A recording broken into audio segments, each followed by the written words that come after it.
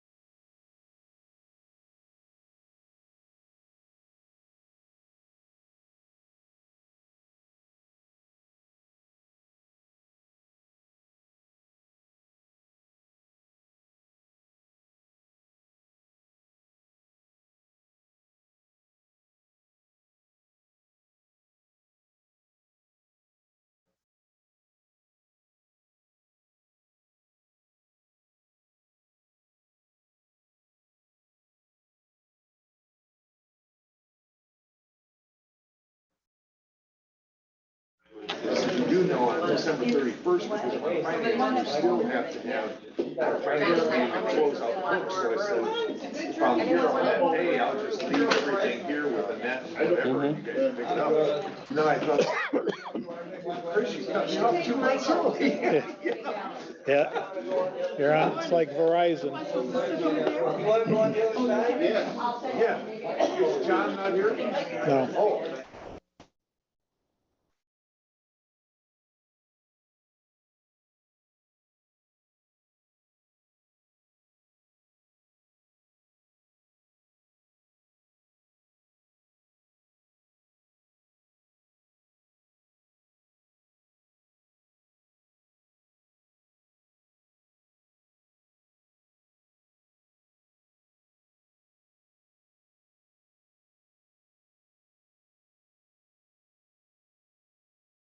Okay, well, Mimi is here, so we're gonna get started. Thank you. How's the view? What? How's the view? Well, I sat over here several years ago. Yeah, we've got a quorum. Going back to the roots. It's homecoming. And the nice thing about it. Let's get rolling. Turn off your phones and anything else that needs to be. Right. And whoever has that Navy whistle, that needs to be shut off.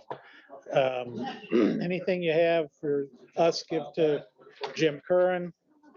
And Madam Clerk, can you rein us in and call the roll, please? Bell.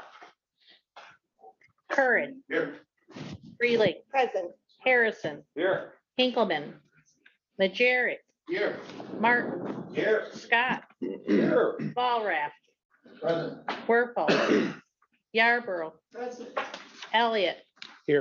Mr. Chair, you have 10 present, 2 absent. Thank you. I understand Ray is coming and John is out in the field somewhere harvesting.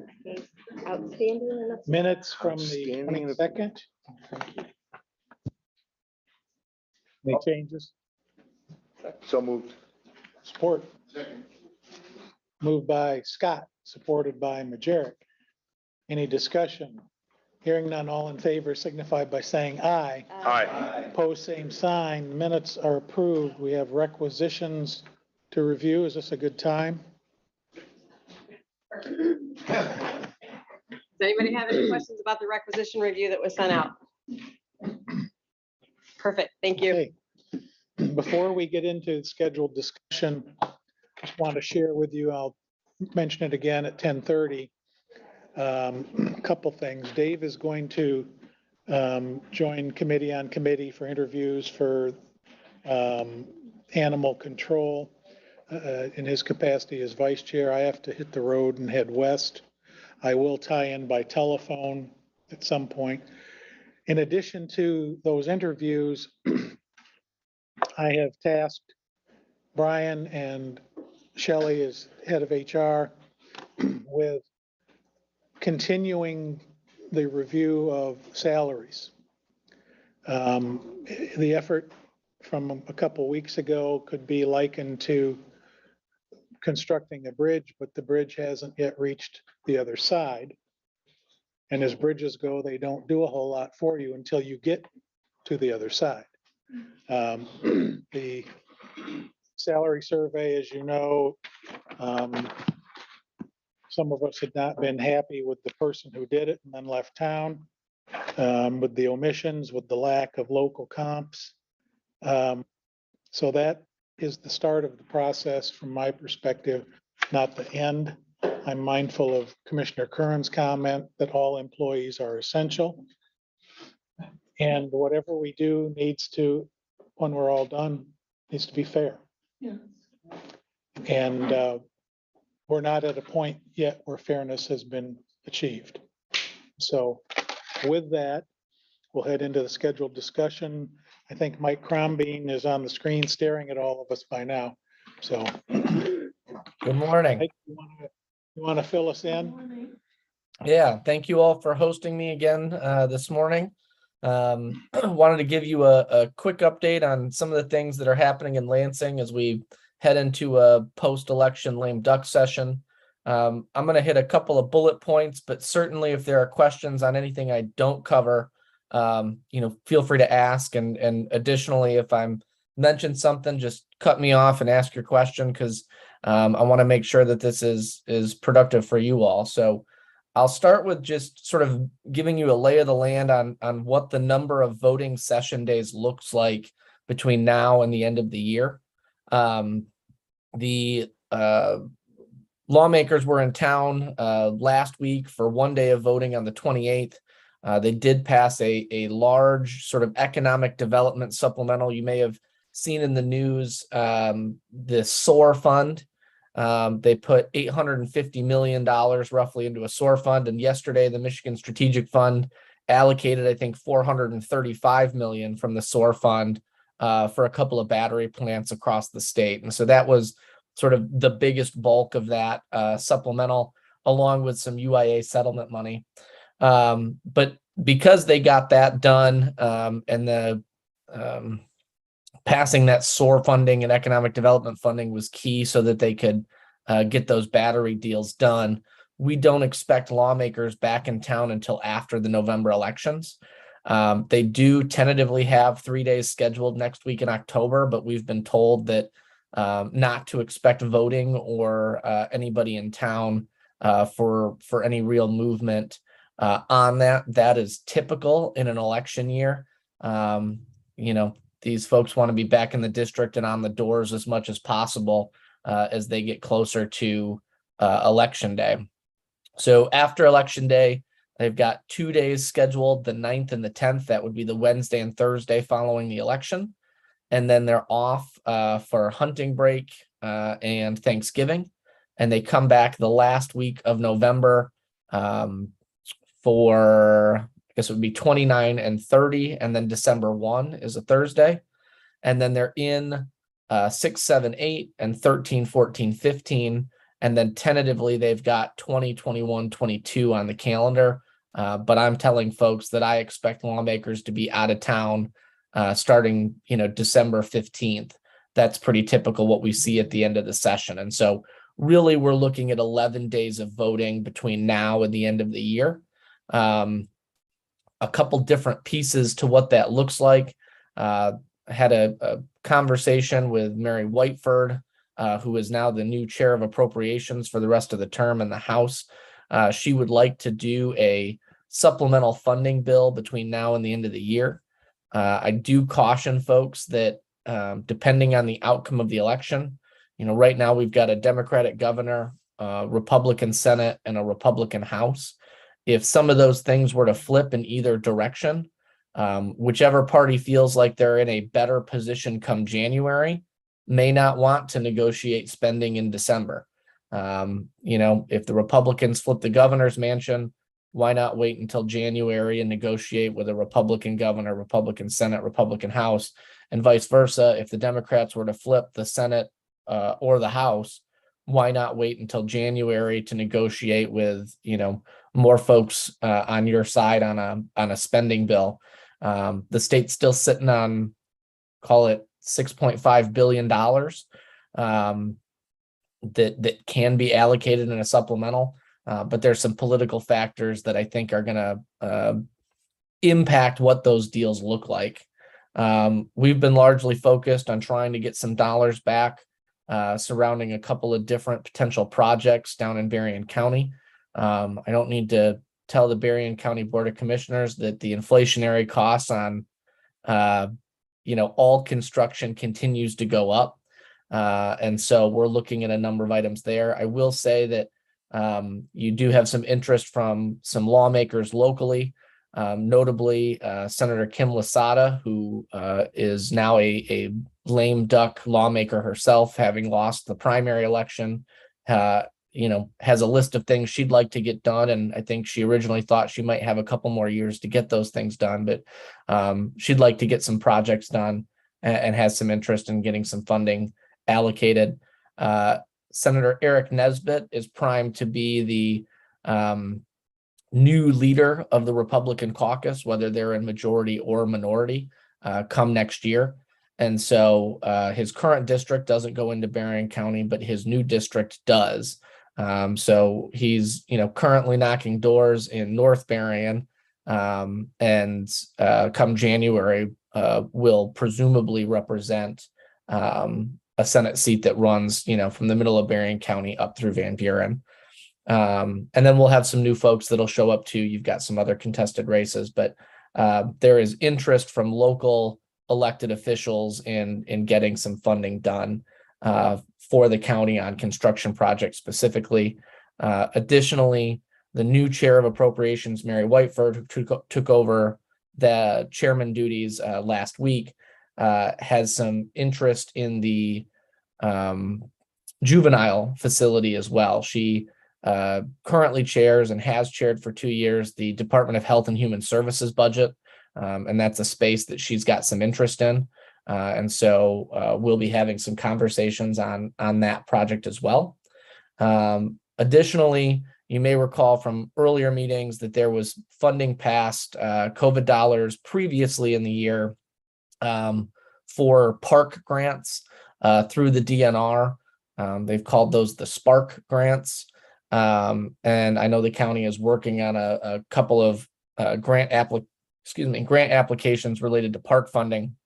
That application has not gone live yet, at least as of Tuesday was the last day. I think I checked the website to see when the application would be up. We check it every couple of days, but we expect that application process to go live here shortly. And we expect that it will look similar perhaps to the Natural Resources Trust Fund grants, that there'll be some crossover there. And so I know the county is trying to pull things together as much as possible in an effort to be ready for when those applications launch.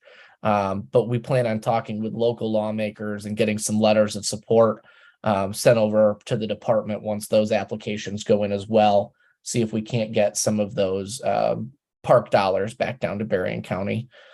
Another item I want to just quickly mention that I think is going to be a big one for lame duck, and maybe bigger for some of you rather than others, depending on the areas of the county that you all represent.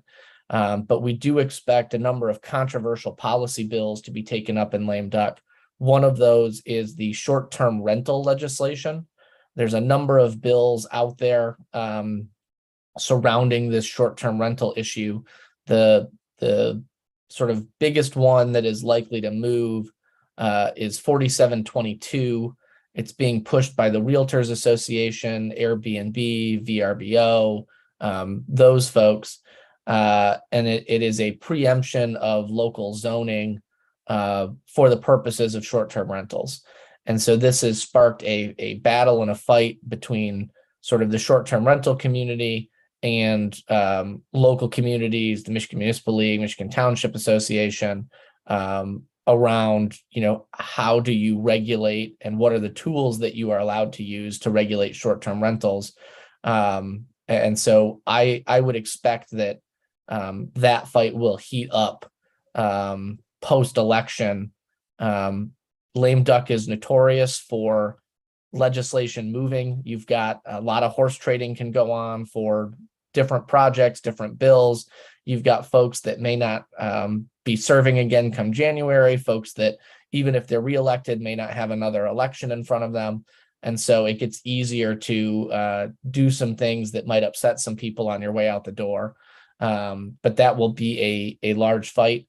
There's an alternative bill that's being sort of worked on. Senator Ken Horn from Frankenmuth, Jim Ananick, the Democratic leader, are trying to work on more of a compromise bill focused on what I would call ban the ban, telling communities that you cannot ban short-term rentals and setting up some sort of goalpost on what you can do and what you can't do to regulate them. So other items have been floated as far as a statewide registry. There have been a number of conversations about tax assessment, bed taxes. The hotel and lodging industry is not supportive of 4722. They've got a number of parity issues related to regulations and taxation that they feel would be an unfair advantage for short-term rentals. So, I don't know exactly where that goes, but I would love to have further conversations or work with those of you that are interested in that issue as we approach November, December, because I do think that will be a big ticket issue that will likely see some movement in lame duck. And I know it affects a number of communities, maybe closer to the lakeshore down in Berrien County, but that'll be a big fight. I guess the last thing I'll mention, as I know broadband continues to be a large issue. I think we're looking at 2023 for a number of broadband dollars to be allocated. I do know Kim Lasada would like to get some money allocated yet this term, knowing that she won't be here come January. That's a big priority of hers. But the federal regs on some of these infrastructure dollars, specifically for broadband, aren't out yet. And so I think what you're getting from most lawmakers and from the department is we know we're going to get money as a state, and we don't know exactly what the regulations surrounding those broadband dollars are going to be. The best way to look at this is, these ARPA dollars, these CARES dollars can be used for broadband, but the infrastructure dollars will give Michigan dollars that must be used for broadband. And so I think there's some notion that we should figure out what we can and can't do with the dollars that are specifically for broadband, and then maybe use some of these other dollars to fill in the gaps based on what's allowable and what's not. But the downside of that is the state of Michigan is sort of waiting on Washington, D.C. to, provide a little more detail before folks make some decisions on that. So we are expected to get some details out of Washington, I think in Q1 of 2023. So we'll know some more.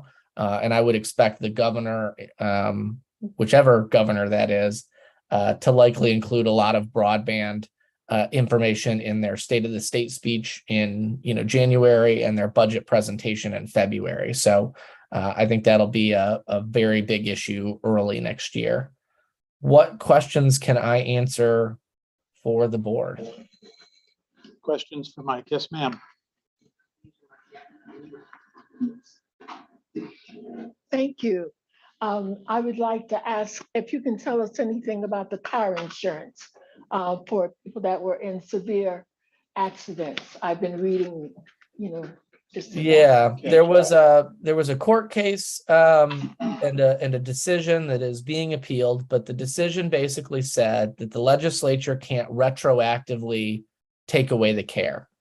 And so you may all recall the $400 rebate checks that went out. The Catastrophic Claims Association is saying that if they can't retroactively change the payment to providers, then they're going to charge an assessment. I think it's $48, but I can follow up and get you the exact amount. But an assessment of $48 on every driver to sort of recoup some of those costs. DIFS, a department in state of Michigan that does financial insurance work, sent out a bulletin yesterday late, and I'm happy to send that down as well. Basically saying that if you are injured in a catastrophic claims accident, that you need to work with your insurance company to get the money that you are owed. I think a lot of folks are going to be stuck in limbo because the decision's been appealed. I would not be surprised if the insurance companies are sort of trying to navigate whether or not they need to, cover these things, or whether or not, a future decision from a judge on appeal would change that decision. And so the best answer I have for you is it's being battled out in the courts. The last sort of legal decision was a win for people who were previously injured prior to the law taking effect. And I think that's important to know too, that the court decision only impacted those individuals who were injured prior to the law being changed. So if you were in a car accident this year, you're still under the new law change. But that's going to go back and forth in the courts, and it will be months before I think we have a formal resolution. But I'm happy to send along, and I can send it to Brian, that bulletin from DIFS, that sort of guidance based on the court case. Thank you. Other questions? Yes, ma'am. Good morning, Mike. This is Commissioner Freeling. Going back to your conversation on broadband, I know that the state has set up its high-speed internet office, and that there have been some grant dollars that have been allocated already, the Robin program. Can you tell me if we have a timeline yet with regards to that program, or are we still waiting for notice of funding? I can follow up and get a better timeline for you. You are right. There was some dollars allocated early. I want to say the total dollar amount was $250 million that was over there in the department. That department has been stood up. Let me add to my list, and I will send to Brian the latest update on those dollars and have him send that out to you and the rest of the commission. Perfect. So yes, that's a great point. There were dollars allocated. My timeline here is going to get a little weird. I want to say maybe still in 2021. some of these COVID dollars were allocated specifically for broadband. And so those have been sitting over in Leo. And within Leo, there is the My High office. And that is the broadband office, not the not the legal marijuana office. And so they are working with that. They also received in a supplemental earlier this year, I want to say in February, to set up that office, some dollars specifically for FTEs. I think they've got 6 or 8 people working in that office. They recently hired a director, maybe 30 days ago, 45 days ago, something like that. So I will do a write-up and a timeline on that, as well as where that funding is at, and I will get that to Brian so he can share that with the commission. Perfect, thank you. Anyone else? Mike, this is Mac Elliott. I want to come back to the short-term rental stuff. Yep. As you're aware, there was a Michigan Supreme Court decision a couple years ago that is similar to that compromise bill 4723. It said, while you can't ban under local zoning, you can regulate. And that's a fairly common framework for the local units of government that have zoning power. And the Supremes talked about not parking cars on the grass and the lawn, not packing them in like sardines in a can. Limits to not less than 5 days, I think, of rental, to take out these weekend rentals where people come in and party hard and leave. And yeah, you got to turn that off, please. That's that Navy siren I was talking about earlier. So all naval forces stand down. The realtors, of course, want the 2 or 3 day things, and they don't really show a lot of respect for the local year-round residents who have to deal with this. The preemption of local control is a real bad thing for the state to start, because the locals are the best ones to deal with it. They live there, they know the neighborhoods, and oftentimes these short-term rental companies aren't local. They live far away, and they're just doing it. It's strictly profit. I've dealt with this on inland lakes in Cass County, and we saw houses being renovated to put in bunk beds, to take a 3-bedroom home and turn it into a 15-person rental for a weekend. It's one of the other things the Supremes addressed is we're looking at how many garage stalls there are at that house, how many bedrooms, how many bathrooms, and that should be the driver for how many people should be allowed in, even for a short term. So you've got New Buffalo, you've got St. Joe, you've got South Haven to the north of us.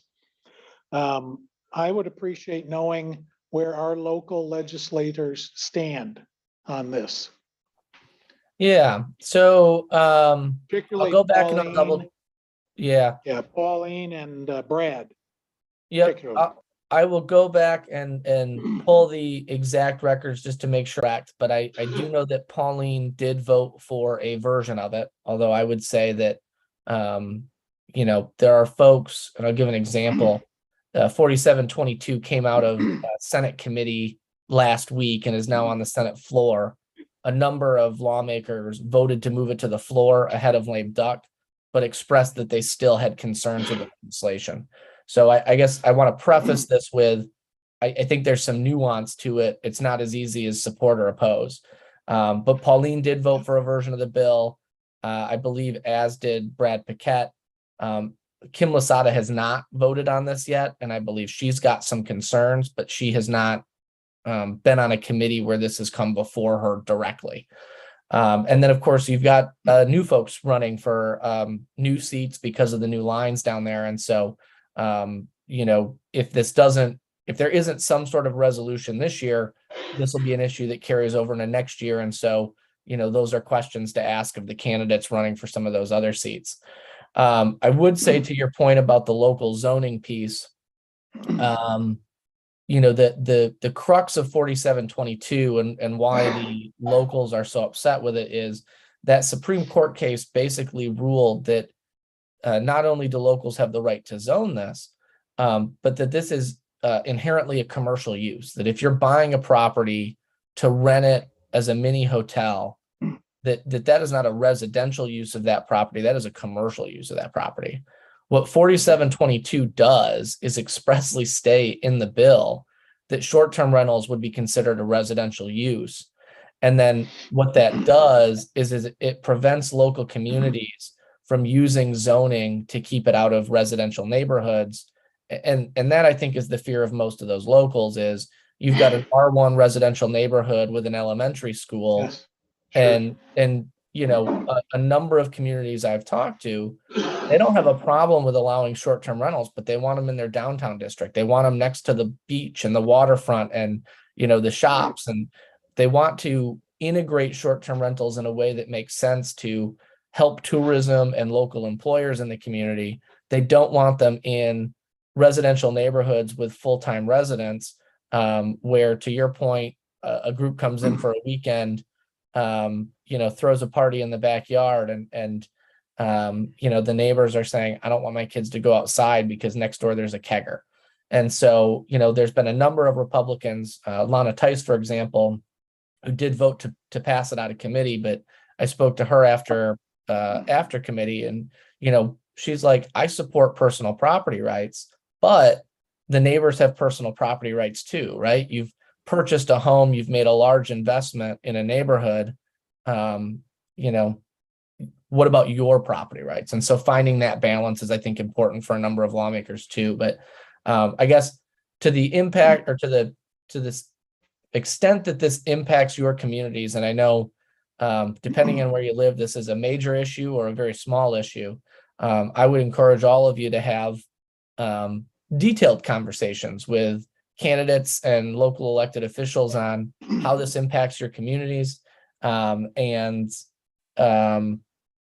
guess what I would say is I think, this is a newer technology or a newer thing. And so, something will have to get passed at some point that sets sort of the rules of the road on what folks can do, what they can't do, and finds a balance, because short-term rentals are not going away. This is part of, what families use. I've used them on my vacations. They exist. We just have to figure out what that balance looks like. And so I would encourage those of you that are interested in this to have conversations about, what middle ground and what sensible regulation would look like in your community. If you have local ordinances that you believe are working, I would share those as well, because I think those are the things that lawmakers are trying to figure out as, how do we make this work? Mr. Chair. I know we've got other business. Yep. We went on record against this, I think, a year and a half ago. Would it be okay, folks, if we dust off that letter? The difference would be the bill numbers. Instead of 4722, I think it was 2880 or something, whatever it was. Would it be okay to dust it off and resend it? What did we say? It basically said the local units should not have their zoning ordinances gutted because of the desire by short-term rental companies to have quiet residential areas turned into party central for a couple days. That this should be done with respect for neighbors. This bill has no respect for neighbors. And Mr. Chair, yeah, I will pull up the letter that was sent a year plus ago. I'll print copies for each of you. As you head towards committee, I'll hand deliver a Thank copy you. of that letter. Yeah. Mr. Chair, I have one question or comment, and maybe it's for Mike also. Has anybody given any consideration at all with these bills? Is there any mention of anything in there on fundamentally changing the Michigan State statute or act on home city rule? That would be different. Because that home city rule gives those municipalities the right to decide in that document, but this would fundamentally change that. Yeah. And for next generations of city councilmen and village representatives and that's gonna get lost in the. Well, and it may be an argument for St. Joe, which is a home rule city. I think New Buffalo now is, because they changed their charter. Right. The townships, even charter townships, it Right. doesn't address. Correct. And I'll just say I'm disappointed in Pauline and Brad if they're supporting this. It's not showing due respect for the people that they serve. They don't serve the rental industry. And that Supreme Court case did a real nice balancing job. And gutting that, I'm curious about two things. How many people have received contributions from the folks who have proponency for short-term rentals, jamming it through? And how many of them would like short-term rental units on either side of their homes where they live? Because I think that should be part of the law. If you vote for this, you must have short-term rentals right next to your house. So that it's not abstract anymore. You live. And good luck having a quiet weekend in your house. So, all right, sorry. Doug, I know we got to hear from you. So I do want to clarify, because I pulled up the voting side of this. I pulled up the roll call. So just for clarification, Brad Paquette voted against it. Okay, good. On the floor. Pauline voted for it on the floor. Cara voted for it. And again, that was on the House floor. There have been 11 versions of 4722, and there's several other bills out there as well. So I do want to also, again, I think the conversation piece of this is important from a standpoint of, what could you codify in law that provides balance?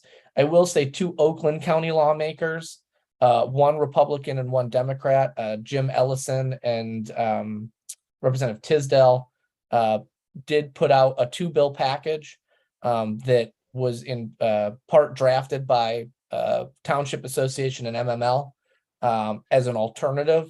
What I'll do is I will, similar to the My High write-up, I'll do a little write-up on the short-term rental stuff.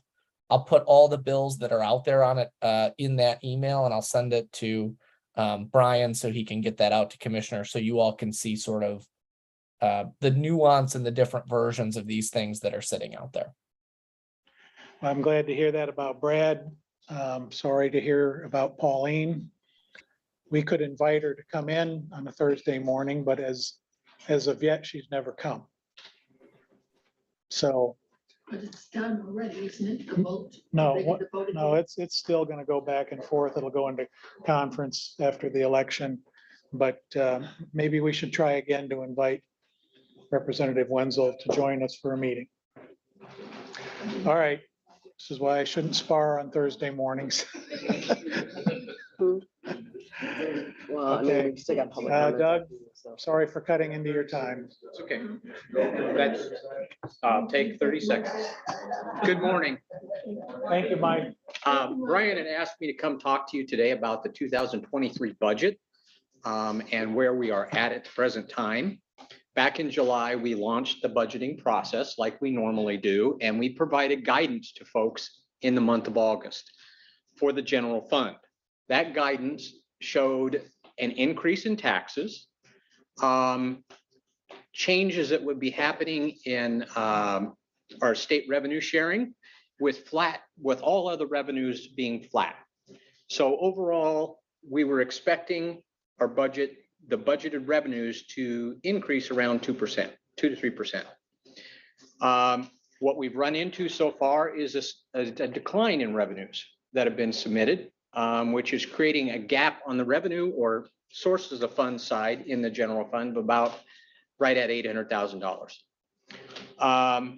On the expenditure side, we were asking people to submit their we had a fully loaded, as it were, personnel headcount with the compensation increases that were discussed or would be a part of this salary study.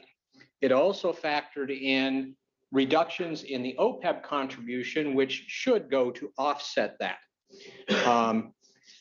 And then we asked people, given the pressures on cost, to provide us with, we were allowing for a 4.8% increase in expenses that would be non-personnel related, things like contractual services, supplies, paper, travel, fuel, those types of things. In doing so, by providing these guidelines, we were coming in essentially with revenues at $67.2 million and expenditures at $67.2 million. So we were estimating we were giving guidance of a balanced budget at that point. No use of funds, no source of funds. It excluded anything having to do with loss of revenue that would be related to ARPA funds. The way it came in, as I said, $800,000 approximately of revenue shortfall from what we had originally projected. Expenditures are coming in around $1.4 million, coming in around $1.5 million, greater than we had originally projected. So at the present time, we are sitting here with a budget that we've rolled up that shows a use of funds of $2.2 million for the general fund. In order to address that, we're going back to folks, asking those who submitted expenditure budgets to us to take a hard look at what they've provided, especially those that have provided expenditures greater than our guidance. We are taking a look at open positions. We are taking a look at the revenue shortfalls to determine whether it's real or not. So those are the things that are going on at the present time. Not unlike we've had experienced in the past. We always have a gap that we're always trying to fill. This year, with the change in the budgeting process, we met with folks on an individual basis. We changed that.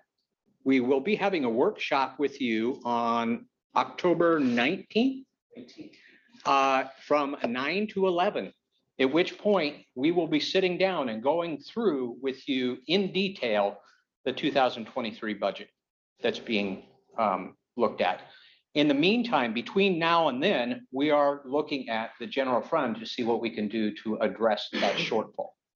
Okay? With that, that's where we're at the present time, just to give you an update. Okay? Thank you, Doug. Yes. Assuming there are no questions for Doug, we'll go to public comments. Name and town, in 2 minutes or less.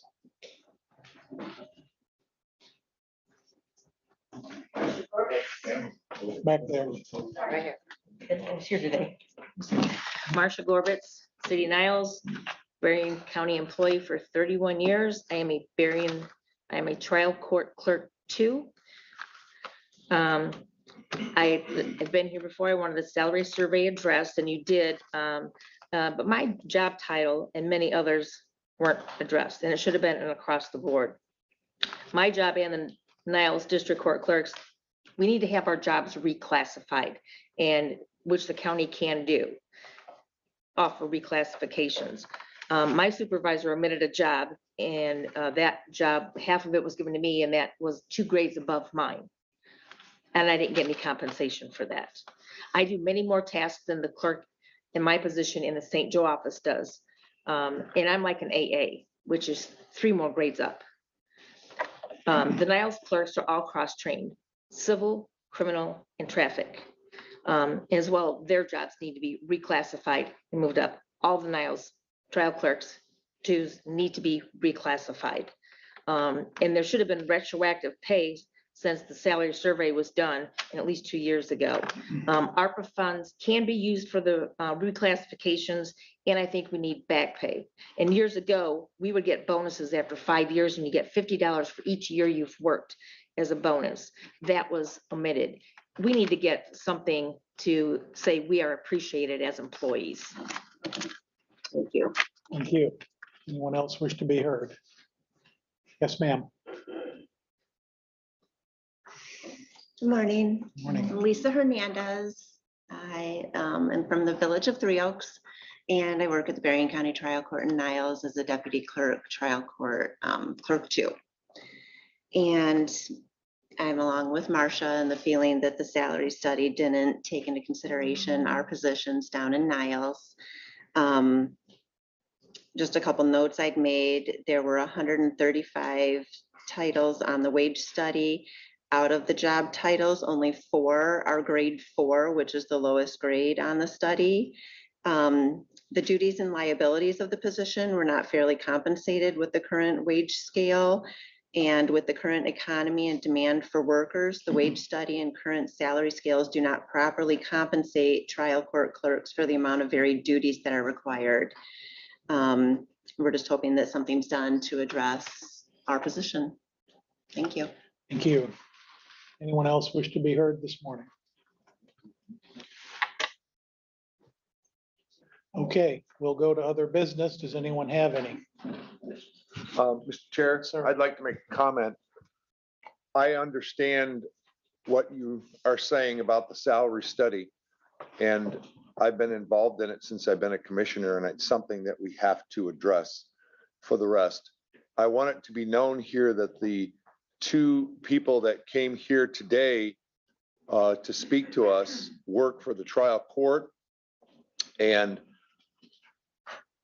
I think it's a sad state of affairs that we have to have employees come and talk to the County Board of Commissioners and then had to take time off, whether it was personal time, sick time, or vacation time, to come here to make public comments to this board. This is not what we're supposed to be doing as a board. We're supposed to be supporting our employees, and I just wanted to make that comment. Thank you. Any other business? All right, we'll break for committees and come back here at 10:30.